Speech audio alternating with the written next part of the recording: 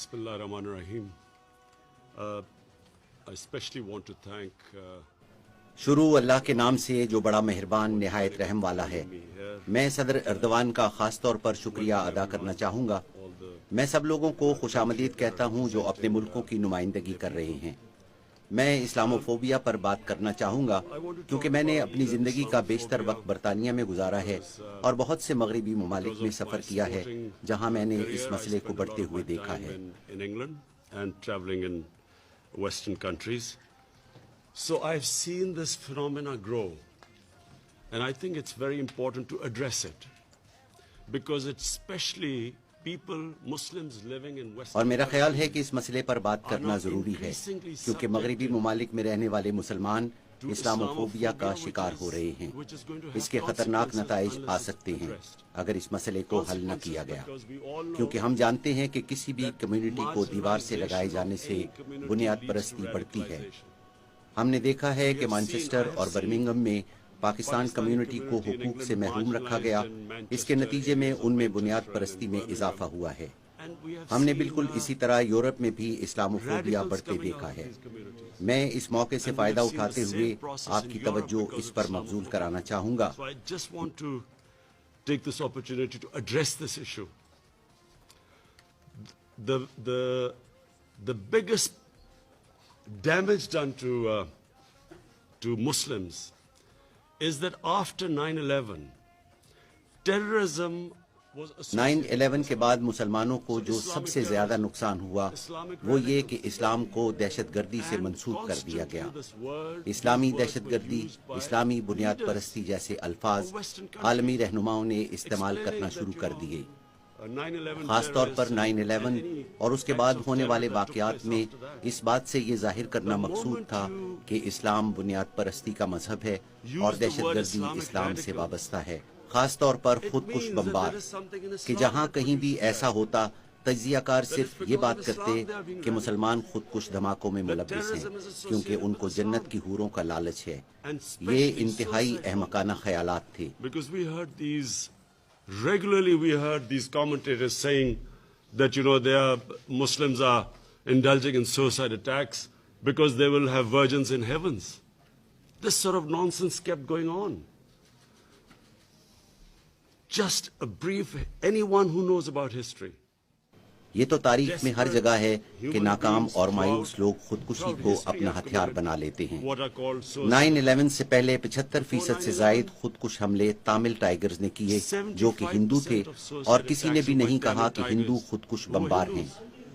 اور ہم نے دوسری جنگ عظیم سے متعلق بہت ساری فلمیں دیکھی ہیں جن میں جاپانیوں نے امریکی جہازوں میں کود کر اپنی جانیں قربان کی ہیں، لیکن اس پر کسی نے بھی ان کے مذہب پر بات نہیں کی کیونکہ کسی بھی مذہب کا دہشت گردی سے کوئی تعلق نہیں ہے. تقریباً تمام قسم کی دہشت گردی سیاست سے منسلک ہے.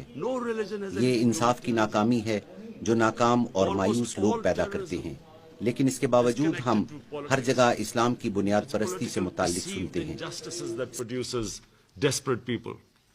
But constantly and even now we keep hearing about radical Islam. There is only one Islam, the Islam of Prophet Muhammad, peace be upon him, which we follow. صرف ایک اسلام ہے جو کہ رسول اکرم صلی اللہ علیہ وآلہ وسلم نے پیش کیا اور جس کی ہم پیروی کرتے ہیں. اس کے علاوہ کوئی اور اسلام نہیں ہے. ہر جگہ پر ایک طرف معتدل اور ماڈرن ہوتے ہیں جبکہ دوسری طرف بنیاد پرست. آپ کا اس سفید فام بنیاد پرست کے حوالے سے کیا خیال ہے جو نیوزی لینڈ کی مسجد میں 49 نمازیوں کو شہید کرتا ہے؟ اس کا مذہب سے کیا لینا ہے؟ یہ انتہائی اہم بات ہے. یہ بہترین پلیٹ فارم ہے. ہمیں ہر صورت میں اس بات پر بات کرنی چاہیے. Yes, Muslim societies have fanatics, same as Christian societies, same as Jewish societies. And let's not forget that in India, extremists have taken over the country, racial extremists.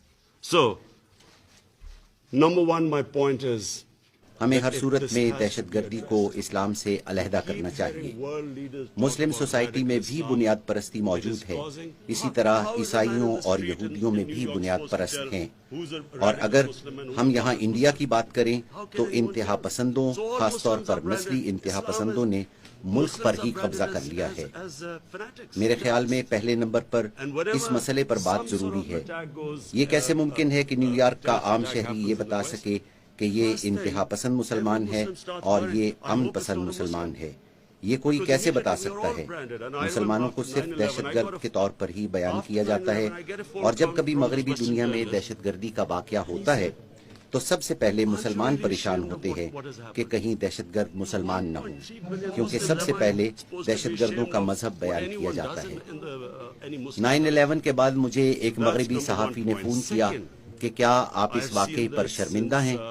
دنیا میں 1.3 ارب سے زائد مسلمان ہیں، تو کیا میں ہر اس چیز پر شرمندہ ہوں جو کسی مسلمان نے کی ہو؟ تو یہ پہلا پوائنٹ ہے۔ دوسرا، میں نے سلمان رشدی کو، جس نے شیطانی آیات نامی کتاب لکھی جس میں ہمارے پیارے نبی اکرم صلی اللہ علیہ وآلہ وسلم کی توہین کی گئی، ان دنوں میں انگلینڈ میں کھیل میں مصروف تھا، اور مجھے انگلینڈ اور وہاں کے مائنڈ سیٹ کا اندازہ ہے کہ مغربی دنیا میں رہنے والوں کو اس بات کا قطعی اندازہ نہیں ہے کہ اس سے مسلم دنیا میں کتنی بے چینی پھیل سکتی ہے، کیونکہ یورپ مذہب کی اس طرح سے تقریم نہیں کرتا جیسے کہ ہم کرتے ہیں۔ ہم مذہب کے مطابق زندگی بسر کرتے ہیں، ان کا مذہب کے حوالے سے معاملہ بالکل مختلف ہے۔ Life of Brian, a comedy by Monty Python's Flying Circus. It was a caricature about Jesus Christ. جب میں 18 سال کی عمر میں پہلی دفعہ انگلینڈ آیا، ایک فلم لائف آف برین جس میں حضرت عیسیٰ علیہ السلام کے حوالے سے کردار تھا، یہ میرے لیے بہت بڑا دھچکا تھا کہ یورپ مذہب کو اس طرح سے نہیں دیکھتا جیسے کہ ہم، اور میں اپنے لوگوں کو، خاص طور پر مسلم رہنماؤں کو الزام دینا چاہوں گا جو مغربی دنیا کو مذہب اور اس کی اہمیت کے حوالے سے سمجھا نہیں سکے کہ یہ کتنا تکلیف دہ ہے کہ جب نبی اکرم صلی اللہ علیہ وسلم کی شان میں گستاخی کی جائے۔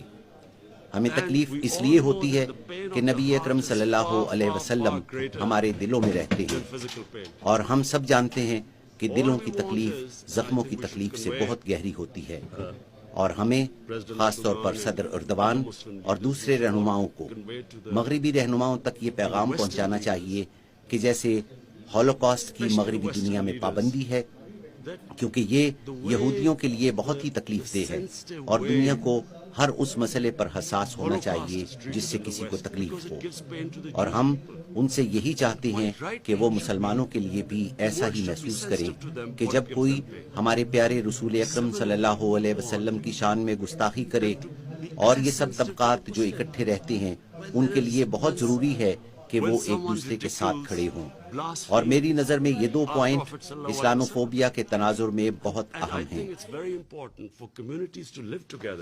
To understand each other.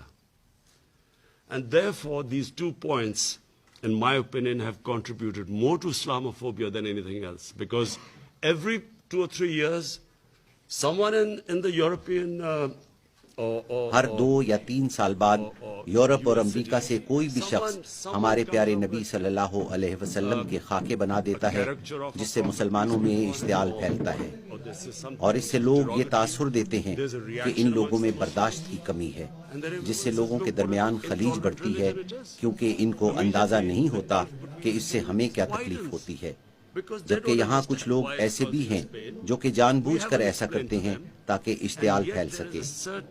تقریر کے اختتام پر میں یہ کہنا چاہوں گا کہ اقوام متحدہ ایک بہترین فورم ہے، دنیا کے تمام اہم رہنما یہاں موجود ہیں، اور خاص طور پر مسلمان رہنماؤں کے لیے ضروری ہے کہ اس خلیج کو کم کرنے کے لیے اپنی کوششیں کریں، اور یہ بہترین فورم ہے جہاں سے اس خلیج کو کم کیا جا سکتا ہے۔ بہت شکریہ۔ But I feel that it is important that us Muslim leaders convey these 2 things, because all it does is it creates fissures amongst human beings. And anything that creates fissures, this is the forum where we should try to unite humanity. Thank you.